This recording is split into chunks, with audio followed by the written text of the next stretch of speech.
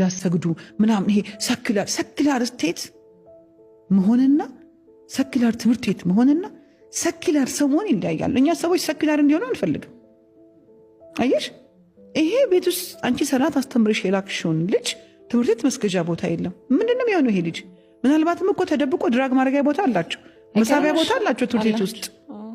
እንደውም መስገጃ ቦታ አንጥፈሽ ነው መለመን። ሌላ የሚጸለይ ነገር ካለ ትምህርት ቤት ውስጥ አዘጋጅተሽ ነው መለመን እዛ ቦታ ኑ። ቢኮዝ ከዚህ በኋላ ሌላ መደበቂያ የላቸው ልጆቻችን።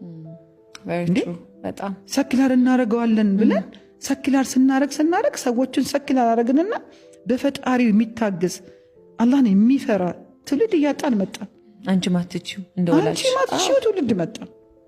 ለዚህ ይሄ እኔ በጣም ብዙ ጊዜ ያሳስበኛል። ትምህርት ቤቶች ውስጥ ስንት ነገር አለ እኮ። ፓርቲ ይደገሳል እኮ፣ መጠጥ ይገባል እኮ፣ ምናምን ይገባል እኮ። ሰላት አይሰግዱ ወይም ደግሞ ሌሎች ሃይማኖታዊ ተኮር ነገሮችን ለአንዱ ከፈቀደን አንዱ መከልከል ሁሉም ይፈቀድላቸው። ሁሉም ሃይማኖታዊ ነገር በቀን ውስጥ የሚደረግ ነገር ካለው ይፈቀድለት። ምንድን ነው የሚሆነው? ከፈጣሪው ጋር ኮኔክት አድርጎ ራሱን አረጋግቶ ነው የሚመጣው። ሪፍሬሽ አድርጎ ነው የሚመጣው።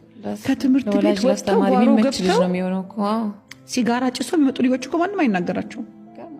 ቢታዩ እንኳን ማንም ምንም አይላቸውም። ምናልባት ወላይ ጥራ ምናምን ልጅ አስፈርሞ መታስገቢ እና ይሄ ሃይማኖታዊ ተልኮች፣ እነዚህ ሃይማኖታዊ ነርቸሮች ይሄ ኢንስቲትዩሽንን ሰክላር በማድረግ ስም ሰዎች ውስጥ ይሄንን ፓወር እየገደለን፣ ሰይጣን ደግሞ በዛ በኩል በደንብ ካልቲቬት የተደረገ ስራውን እየሰራ ነው። ናዌዴይስ ካልቸራል ዴይ ተብሎ ናዌዴይስ የሆነ ዴይ ተብሎ የሚከበረውን የትኛው ነው? የኛ ባህል ካልቸራል ዴይ እንኳን ይሁንሽ እንደ ባህል ልብስ ይለበሳል። ግን ሪሊ ባህል ብቻ ነው የሚለበስ? አይሻለ።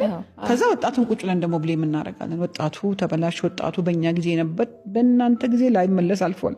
በፈቀድነውና በሰጠነው መንገድ ነው ኤግዛክትሊ። በዚህ ጊዜ ወጣቱ ምን ፈተና አለው? ምን ወጥመድ አለው?